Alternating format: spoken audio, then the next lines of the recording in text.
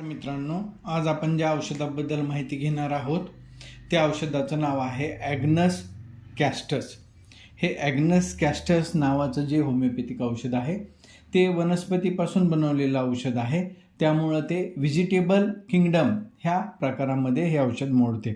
तर व्हेजिटेबल किंगडममध्ये जी औषधे असतात ते सर्व वनस्पतीपासून झाडाझुडपापासून केलेली औषधे असतात. या औषधाचे सर्वसाधारण लक्षणं आहेत.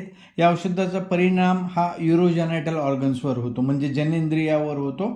दोन्ही स्त्री आणि पुरुष दोन्ही जनेंद्रियावर या औषधाचा परिणाम होतो.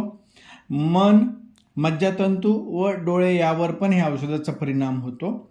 नपुंसकत्व व अकाली आलेलं वृद्धत्व ह्यामध्ये हे औषध खूप चांगले काम करते. एक तर इन्फर्टिलिटी असेल किंवा वयाच्या आधीच वृद्ध दिसणारे जे इसम आहेत, व्यक्ती आहेत, त्यांच्यासाठी हे खूप चांगलं औषध आहे.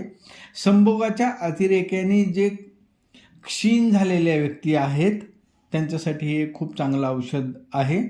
लग्न झालेले जे व्यक्ती आहेत त्यांच्यामध्ये जर भेदरटपणा असेल किंवा त्यांना अशक्तपणा वाटत असेल व मुष्टिमैथुनाची सवय असल्यामुळं, मॅस्टर्बेशनची सवय असल्यामुळे त्या व्यक्तींना जर स्वतःचा तिरस्कार वाटत असेल तर त्यासाठी हे एक खूप चांगलं औषध आहे. मॅस्टर्बेशन किंवा मुष्टिमैथुनाचे दुष्परिणाम दूर करण्याची ताकद ह्या औषधामध्ये आहे. ह्या व्यक्तींना वारंवार परमा झाल्याची हिस्ट्री असते. बऱ्याच वेळा गनोरियासारखे आजार मागे होऊन गेलेले असतात आणि त्याचे दुष्परिणाम शरीरावर दिसत असतात. खाज येऊन कुरतडल्यासारखी भावना सारखी वाटत असते आणि हे औषध शक्तीच्या किंवा क्षमतेच्या बाहेर ओझं उचलल्यामुळं जी लचक बसते त्यासाठी हे खूप चांगलं औषध आहे. म्हणजे जी शक्ती आहे, तुमची जी ताकद आहे त्याच्यापेक्षा जास्त ओझं उचलायचा जर तुम्ही प्रयत्न केलेला असेल आणि त्यावेळी जर लचक बसल्यासारख्या वेदना होत असतील, लचक बसली असेल कुठं स्नायूमध्ये, तर ती ह्या औषधाने दूर होते. आणि संभोगाची इच्छा होत नसलेले व्यक्ती त्यांच्यासाठी हे खूप चांगलं औषध आहे की डिझायरच नाही अशा वेळेस हे औषध काम करते. बाकीच्या औषधामध्ये डिझायर असते पण ॲबिलिटी नसते, पण ह्या औषधात तसं नाही आहे, इच्छाशक्तीच नसते. आणि तरुण व्यक्ती जे तंबाखूच्या आहारी गेलेले आहेत त्यांच्यामध्ये जर नाडीचे ठोके जलद पडत असतील, त्यांना छातीत धडधड होत असेल, पाल्पिटेशन होत असेल तंबाखूच्या दुष्परिणामामुळं, तर ते हे औषध दूर करते. मानसिक लक्षणामध्ये ह्या व्यक्तींचा मनाचा खूप गोंधळ उडालेला असतो व ह्या व्यक्ती ह्या विसरभोळ्या असतात, ह्यांच्या लक्षात राहत नाही. हे परिणाम बऱ्याच वेळा मॅस्टर्बेशन करणाऱ्या बऱ्याच लोकांमध्ये विसरभोळेपणा आणि मनाचा गोंधळ उडालेला दिसून येतो. एकचित्त नसते, सारखं उदास आणि निराश दिसणारे व्यक्ती, आणि ह्या व्यक्तीमध्ये काहीही झाले तरी आपण लवकरच मरणार आहोत अशा प्रकारची भीती ह्या लोकांमध्ये असते आणि काहीही केले तरी आपण आता वाचणार नाहीत, आपण मरणारच अशी ठाम भावना या लोकांमध्ये झालेली असते. अशाच प्रकारची भावना ॲकोनाईटमध्ये झालेली असते. ॲकोनाईटचा व्यक्ती तर ह्या तारखेला आणि ह्या वेळेला माझा मृत्यू होईल असं भाकीत करीत असतो, पण तसं भाकीत ह्या व्यक्तीमध्ये नाही आहे. पण ह्यांना असं वाटतं की आपल्याला आता काही इलाज नाही आहे आणि आपण मरणारच. आर्सेनिक अल्बममध्ये पण आपण आजारी पडू, दुर्धर आजार आपल्याला होईल आणि आपण मरणार अशा प्रकारची भीती आर्सेनिक अल्बममध्ये पण असते. आर्सेनिक अल्बमचे लोक चाणाक्ष असतात, विसरभोळेपणा आर्सेनिकमध्ये नाही आहे. प्रत्येक गोष्ट त्यांना नीट आणि क्लीन लागते, फॅस्टिडियस असतात, पण त्यांना असं वाटतं की आपल्याला औषधाचा उपयोग नाही होणार आणि आपण मरणार. तर अशा प्रकारे आर्सेनिक, ॲकोनाईट आणि ॲग्नस कॅस्टसमध्ये पण मरणाची भीती आहे. ह्या लोकांचे मन जागेवर नसते. डोके दाट धूर असलेल्या खोलीत असल्याप्रमाणे वाटून डोके दुखत असते आणि जर त्राटक केलं म्हणजे एखाद्या बिंदूकडं स्थिर आणि टक लावून जर पाहिलं तर डोकं दुखायचं ह्या लोकांना कमी वाटतंय.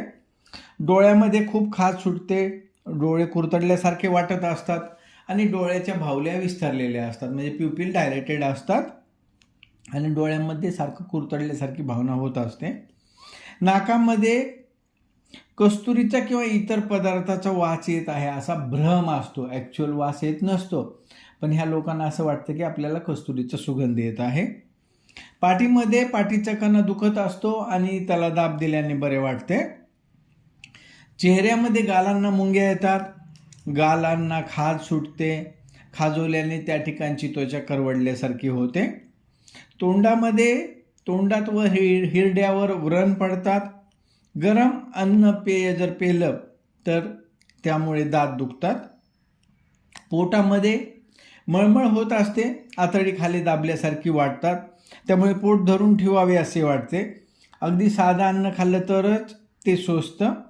वात धरून पोटातून गुरगुर आवाज येत असतो, विशेषतः रात्रीच्या वेळी झोपल्यानंतर पोटातून गुरगुर आवाज येत असतो.